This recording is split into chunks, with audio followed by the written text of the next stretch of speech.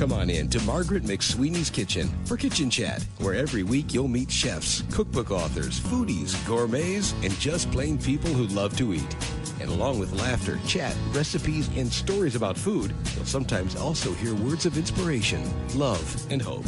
As Margaret always says, Kitchen Chat is food for the senses and food for the soul. So grab a cup of coffee, put your feet up on a comfy chair, and get ready to spend a little time with Margaret and her friends.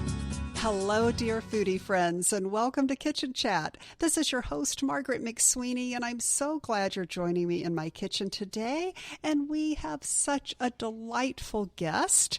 Vicky Bennison, who is the founder and creator of Pasta Grannies, is joining us. She has a wonderful new cookbook called Pasta Grannies, The Secrets of Italy's Best Home Cooks, and she's going to share with us today. Welcome to Kitchen Chat, Vicky.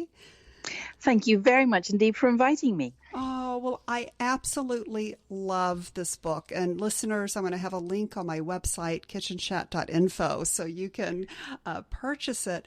But it is just such a beautiful culinary journey that you are on. Can you share with us what inspired the journey of Pasta Grannies?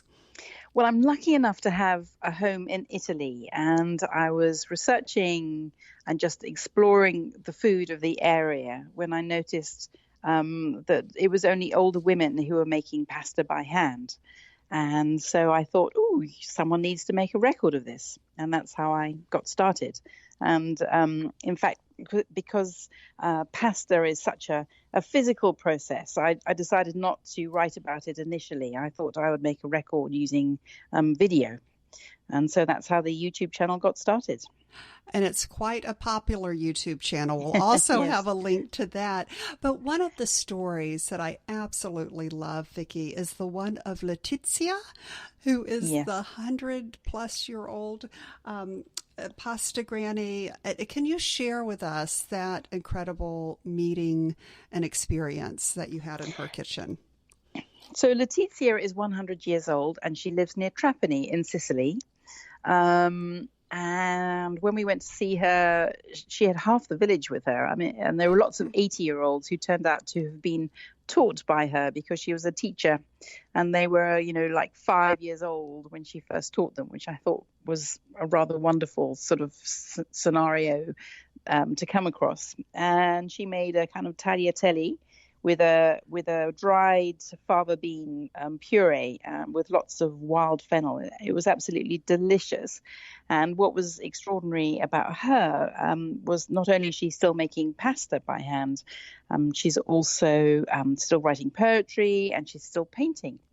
And in fact, she was so worried I was going to actually forget what pasta was all about. She wrote me a little essay about all the important things about pasta, so I wouldn't forget. Oh, and that's included in the book? Her letter to me, no, but she is included in the book. And what were some of the key lessons that she instilled in you about in the essay of pasta? Well, it was the thought behind it rather than actually what she wrote. But I think one of the key lessons from Leticia and indeed all the 90-year-olds that we've filmed, there's now about 10 of them, is to remain curious about life and to remain engaged, use your brain in different ways. And I think never sit down, always remain active in your life. There's no such thing as retirement, I don't think. And one of the things you can do, of course, is make pasta, but it can be anything. Yes, and making pasta is a very physical experience. I mean, I saw the videos, and here at age 100, she was lifting it, throwing it, kneading it with such strength. Yes. I think it is worth doing by hand just for that upper arm workout. Oh, and you'd mentioned that you have the Leticia, who's 100, and continues to teach the 80-year-olds. But do you see that continuing? Because first of all, you are really capturing the legacy, the culinary legacy of pasta making in Italy. But do you see it continuing to be handed down to each generation? I think it's going to change. I don't think making pasta is going to be the domestic skill that it once was. I think it's becoming professionalized, and if you want to do it, then you kind of earn a living from it. They are certainly the last generation that had to make pasta to put food on the table. And that idea of passing it down to your daughter as an essential skill is dying out, I think. We've had several examples of women telling us stories around how, I think it was Rosa from Faenza, who had her father-in-law examine her on her sfoglia making technique to make sure she was going to be a suitable daughter-in-law, a suitable wife for his son. So she was terrified, of course. Yes. So that doesn't happen anymore. That doesn't happen anymore, and that's a good thing. But equally, her daughter doesn't make it at all. So she's too busy. I mean, she, a full-time working woman. So you don't get the time. It becomes a weekend project. And so even if you're quite competent, you don't have quite the same muscle memory as these women who started making pasta when they were 5 years old. Wow. Yeah. So you are really capturing this on camera and getting the stories, getting the recipes. And what is fascinating, if you could take us on a bit of a tour of Italy, because apparently the pasta can vary, the ingredients can vary depending on which village or region that you're in. Yes, I mean, a sort of at a broad brush level, northern Italy makes egg pasta, and that uses something called soft wheat flour, like ordinary plain or all-purpose flour. And that lacks body, so you add an egg to it to give it a bit more bite. And that's a very elastic dough. So that's where you see things like the raviolis and tortellis being made. Mm-hmm. And then in the south, they use durum wheat flour, which is only needs water. And that's more of a plastic, but not particularly stretchy pasta dough. And then, of course, all these different shapes are and different names are because I think pasta making was one of those group activities where women got together to make it for Sunday lunch or for a special occasion. And you need consensus about what it is that you're making. It all has to be roughly the same size. And because, of course, they all had different dialects, they all came up with the same, different names happened from village to village. So that's why you get this extraordinary diversity in Italy that, yes, two main broad types of pasta, but a huge number of shapes and names to the pasta. Yes. And I wonder what the genesis is of some of the names, like tagliolini. How did that become named that? I'm curious. So tagliare is the verb forgive to cut. My pronunciation. So it is difficult. I'm always being corrected by Italians, so don't worry. And so tagliolini is a way of expressing that it has to be cut thinly. The ini at the end is a sort of a clue to how wide it should be. So tagliatelle is a broader one. And so it goes. Wow. And I'm curious too, because you're talking about the different types of pasta. So Doriana uses farro. Yes. So wheat pasta, not everybody grew it. So you'd have to buy it. And of course, that meant that maybe you couldn't afford it. So you would actually mix it with other flours that you may have available. So another example is not farro is a type of emmer wheat flour. And you also find chestnut flour being used because that's available in the mountains, of Tuscany and places like that. And that makes a very soft flour that you can't do very much with except sort of cut it up and boil it. Yes. And that would be gluten-free. No, because you need the wheat. Oh, the wheat. Okay. you can't because chestnut flour is gluten free. Farro isn't. It's a lower protein flour, but chestnut flour is gluten free, and so you have to have some wheat in there to sort of make it behave. Yes. And the same is true of buckwheat flour, which you find up in the Alps. Pizzoccheri is a wonderful pasta for winter. It's served with cabbage and potatoes and an awful lot of butter. Wow. Well, butter is Not for always one. great. Yes, And yes. I would love for you to share the story about Anna's Duchess's Little Snails. Lou Macari della Duchessa is this wonderful pasta from northern La Marche, near Urbino, and traditionally it was made only by nuns for the wealthy women of the area, whose sole function was to produce an heir. And once they had given birth, this was considered to be the best pasta to serve these women, these lucky women, along with a specially devised soup, which also included sort of chicken's intestines, because they thought they were very good for new mothers. So they have a wonderful backstory. Of course, you don't have to serve them with chicken intestines. They work very well. That's good. just with a chicken broth. That is good. And what was your most surprising ingredient that you experienced along your journey thus far? Surprising ingredient. Gosh, that's caught me. I would have to think about that a bit harder. I think, what would I say? Nothing surprises me, because actually I've usually researched it beforehand. Mm-hmm. So we don't usually go in that blind, if you like, to sessions. I think I always enjoy the stories Yes. with the women most of all. We've been talking about some of them, but Yes. there are more in the book. Yeah. And you actually have a Pasta Granny finder. Can you tell us, how do you find the Pasta Grannies?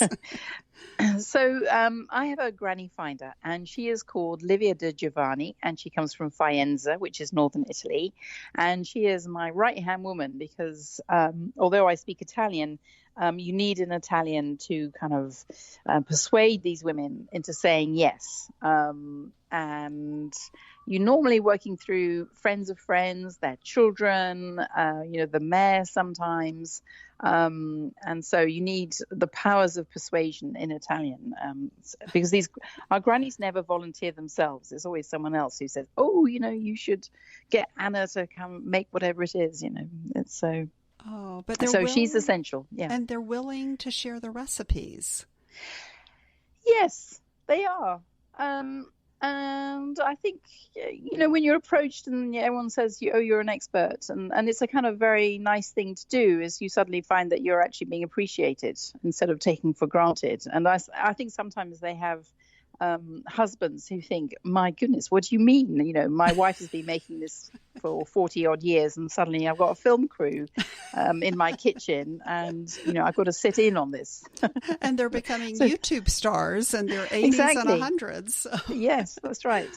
Oh, yeah. That is so wonderful. And how do you decide which area to visit? Because there's still different regions to visit. Yes, of course. We like to have variety, so we can't kind of spend all our time down in the south, and we sort of mix it up a bit. And also it depends on the season of, if we say we want a fava bean sauce we've heard about, then we have to wait until April and May to do it. So it's kind of driven by what's available, the season. So we're going to be going to Trentino Alto Adige in February, because canedoli are these kind of dumplings, and they're really you can really only eat them in winter. They're such heavy things. Wow. But you have to ski to justify eating one of these things, I think. The ski and pasta diet. That's exactly the new thing. Wow. Well, I'm curious to see if the same influence is here in the United States, because there are a lot of pasta grannies, I would assume, here in the States. Have they brought over the same techniques, or what have your discoveries been on that side? Yes, I'm hoping to discover more about that. So I'm going to be coming over to New York in January briefly, and to hopefully film a few more grannies then. But I think what happens is that it changes. I think, for example, Cappelletti in Faenza, which is in a Romagna province in a region in Italy, and they use a special cheese to that area. And by the time you go to Bologna, which is like a half an hour drive down the road, the cheese has changed. So by the time you get to New York or New Jersey, obviously everything has changed. Right. And although a lot of our nonne are bringing ingredients back over from when they visit Italy, inevitably those ingredients change. So I think also the degree of abundance changes. In America, it sort of has a feeling of plenty, and people can afford to do different things. So that also has an influence. But I don't know. I'm still discovering what our grannies in America, our Italian-American grannies, have to say in America. So I'm looking forward to that. Oh, well, we're all looking forward to hearing more about that. What a fun adventure. Now, I always like to provide the listeners with 3 great tips. So what would your major tips be for the home chef who would like to make homemade pasta in their kitchens? So I would start, if you haven't made pasta before, I would go for the semolina flour pastas, because you just add water, and then you can make little things like cavatelli, which just involves rolling your thumb down a knob of pasta, and there you have it. You have a lovely little curled pasta, which you can serve with tomato sauce, and it's quite an easy one to do. So start with easy recipes and easy dough. And if you're making an egg dough, what's very important is to always rest the dough, always a minimum of 30 minutes, because that makes the dough relax and it's easier to roll out and things like that. And I think the third thing is to stick with the brand that you know. Different brands behave differently, different brands of flour. So get to know your flour and how it behaves in different temperatures and different humidities and different times of year. It's sort of, it's extraordinary how it can change. Interesting. I never even thought about that. So the temperamental flour. And yes. Through your journeys, what have you noticed that are always in the pantries of the Pasta Grannies? Always cheese. Okay. Always cheese, yes. There's always some kind of cheese.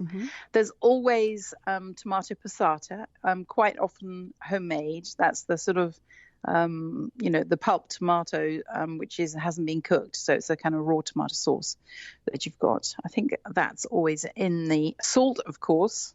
So, it's important to salt your pasta. I think those are the sort of 3 things. And of course, in terms of fresh vegetables, there's always the holy trinity of onion and celery and carrots. They're never. I have some grandmothers who make that mixture. They chop it up or put it through the food processor and then freeze it in little in little packets, so that they have some ready for when they're cooking. Yeah. And that's tip number 4. Yes, this is great, getting bonus. And speaking of freezing, can you freeze pasta? Yes, it freezes very well. Yeah. I would recommend that you freeze it rather than, well, obviously with the semolina flour you can dry it, but with the egg pastas I would recommend you can dry it, but it's easier to freeze it. And then you cook it from frozen. You don't unthaw it. Wow. So how is the pasta in London?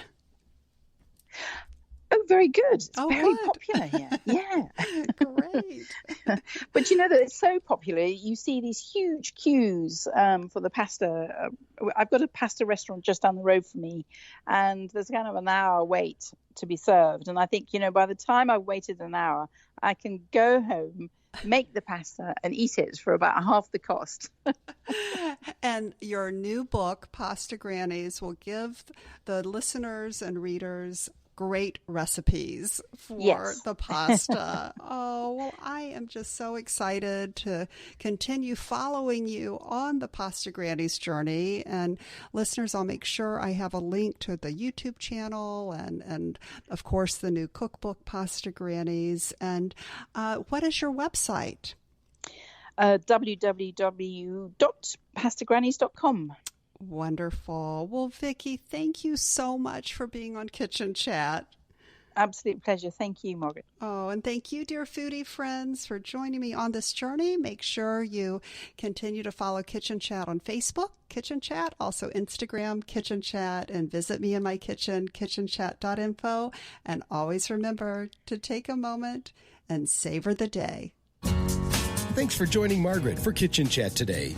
Margaret would be so excited for you to drop by and visit with her at kitchenchat.info, where you'll enjoy podcasts, blogs, recipes, tips from chefs, and even great giveaways. She invites you to share your recipes and kitchen stories too.